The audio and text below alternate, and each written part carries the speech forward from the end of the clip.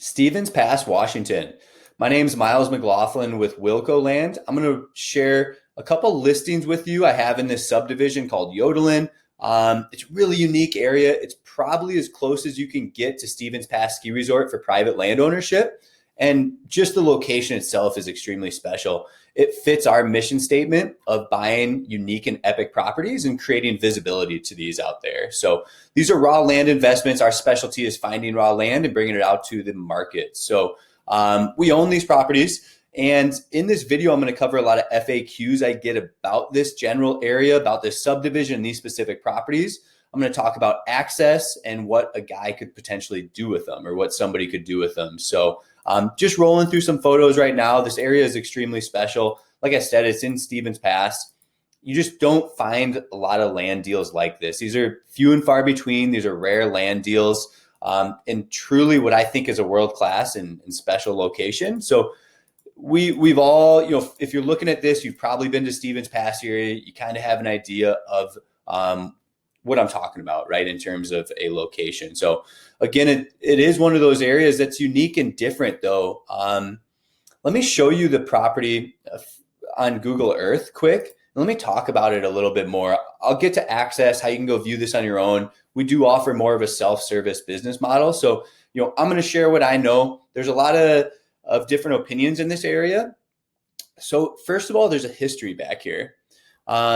This is where we're located here on a map, and I'll show you a bird's eye view on Google Maps. So the history here is that there was like a little ski resort, a little ski hill called Yodelin back in the 70s. And there was an avalanche that there were a few fatalities in that avalanche. So they put a halt. The county said no building permits are going to be issued back here.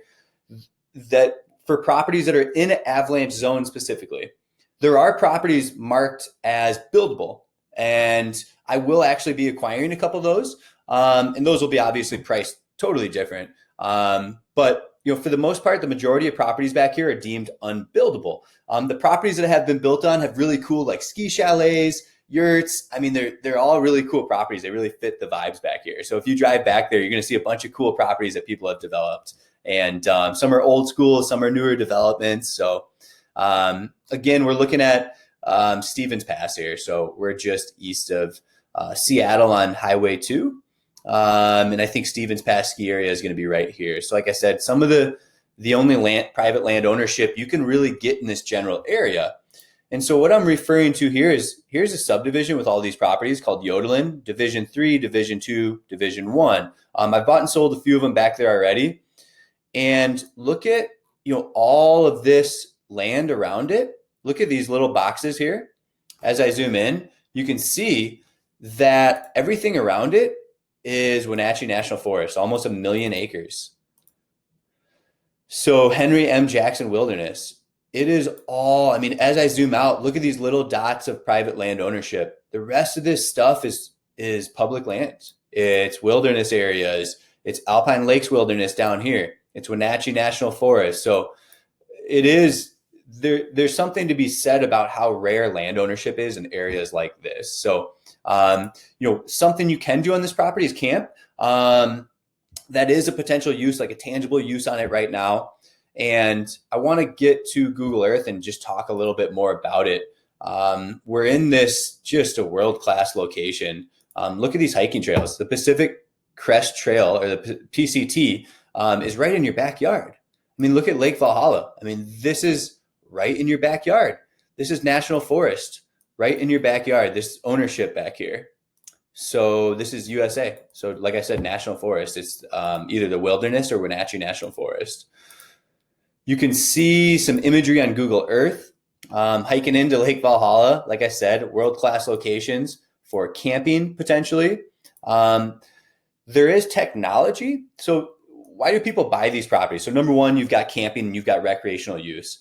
Are there other things you can get away with? Like, this is an avalanche zone. This is a specific property that I have the listing pulled up for. I also own lot 9 right now, which is this property, lot 9. So just down here a little ways, and this will be on the website soon, but lot 9 is another 0.31 acre located down here. And there's actually a stream, Nason Creek, runs through between all these properties. So again, what do you use these properties for right now? Probably recreation. Can you get away with a yurt, with camping, with a tree fort, things like that?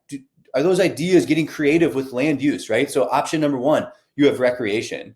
Option number two is these are long-term, investments. This is rare land ownership. This is one of the few opportunities you can buy into Stevens Pass at an affordable rate or price. So with that said, yes, the first step to getting a building permit is submitting one to the county, right? And that's going to have to be on you. This is going to be a long process. In reality, if you call the county and ask about these unbuildable properties, they're going to tell you you can't build. Nothing's changed. There are some local homeowners back here and landowners that have unbuildable properties, and what they're trying to do is get with attorneys, get with geotechs, get with engineers and avalanche specialists saying, hey, this report from 1971 is not accurate. All of these lots cannot be unbuildable. So there is a movement, there is a push for folks that own property back here to get these properties to be buildable, to be able to do things with them and develop. So that is actively going on right now. It depends on how deep your pockets, how long a play this is for you, how long-term of an investment is it for you. Over time, does the zoning change? Do the restrictions and rules change? Does the technology change to be able to develop on these properties traditionally or creatively, right? With different ideas. So again, right now on the surface, yeah, they're unbuildable. They're simply like camping lots, essentially. Maybe you can get away with excavating a driveway. Maybe you can, get some, not get away, hide from doing it, but, maybe you can put a driveway in. Maybe you can build an area for a yurt that comes and goes, or an RV. These are maybes. I haven't done that far due diligence. I'm kind of educating you on some possible uses and why people buy these type of land investments. So again, one of the biggest selling factors is going to be the rarity and the location of this property. So we have that recreational use, option number one. Option number two, whether it's your lifetime or your kids' lifetime, this may be a buildable property. There may be technology or new restrictions, ability to develop on this land. So that's kind of my spiel on what you can do with these properties right now. There are some properties that are developable, and there is an HOA, which again I've heard from other landowners that I don't know how active it is. I don't know if it's a requirement or if it's a voluntary HOA. So I'm hearing from other landowners this may be voluntary. I just don't know what the deal is with the HOA. You do your own digging, you do your own homework. You're going to have to kind of make that evaluation on your own. So they do have some information on their website, which I share in these listings right here under the HOA. Like I said, I don't know, you'd have to consult with an attorney to see if it's actually an enforceable legal HOA and if these CC&Rs still exist. To my knowledge, camping's fine. From what I'm hearing from folks, there's a community, there's a voluntary community of folks who pay for the roads to get worked on, who pay for water and sewer for the properties that get sewer that have been built on. So I do have some additional information on this subdivision. I have the HOA docs here if you are curious about it. I do have a Yodelin briefing that they had here. I don't know if they're having queries and things like that. So here's some additional information a real estate agent put together on the history of the area, on some of the building requirements, just on some of the common questions. So, and here's that plat map I was talking about, showing these unbuildable properties and buildable ones. So you can see as I zoom in here, we're like lot 43 is this one. It's marked with an X. X means it's not buildable with the county. According to the county, this on record, it's quote unquote a not buildable property because it's in an avalanche zone. Now, are those reports accurate? Are they still up to date? That was 50 plus years ago where they had that. Was it a liability thing? Is this really not a risk anymore in today's changing climate?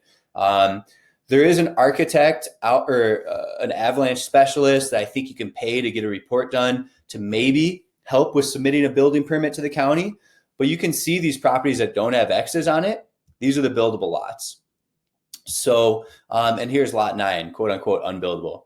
Is this in an avalanche zone? I mean, it's literally next to 1, 2, 3 properties that 4 or 5, that are all buildable. This entire street is. And this division 2 right here, I believe has septic. Either division 1 or division 2 has septic. There is a community water source in this area. So those are things to know. And again, I've got some of these documents that'll be in the listing here. You can read through on your own. So I'll share all this in the listing. If you have additional questions, you can let me know. So there is somebody that I think has done some private evaluations of these properties to see if they are still in an avalanche zone, and that's going to be Chris Wilbur. He's an avalanche engineer. Here's his contact information for those interested. Again, you can reach out to me if you have some questions about that. But just sharing a collection of documents I've put together from talking to people, from learning about the area. This is something that you as the buyer is going to have to do your own due diligence. Just sharing what I know about the property. I'm making no guarantees on anything. Go take a peek at the area. If you're interested, let us know. These things are tough to price. We're open to offers with all things considered. And I do have other properties on the website and the homepage. If you are interested in other land deals here at Wilco Land, give me a call, 605-299-5553. Thanks for tuning in.